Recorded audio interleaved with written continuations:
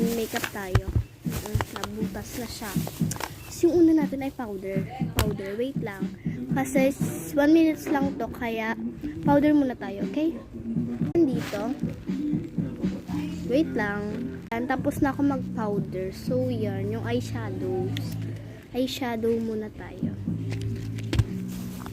Ito na yung gagamitin kong brush for my eyeshadows. And I think is eto na lang yung gagamitin ko for my eyeshadow. For my eyeshadow lang.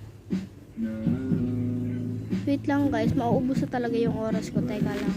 Tapos na ako mag-eyeshadow. So, sunod yung blush.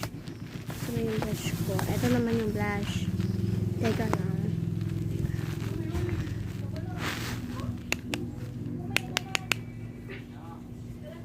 Yun lang talaga siya masyado. Tutublihan ko na lang talaga.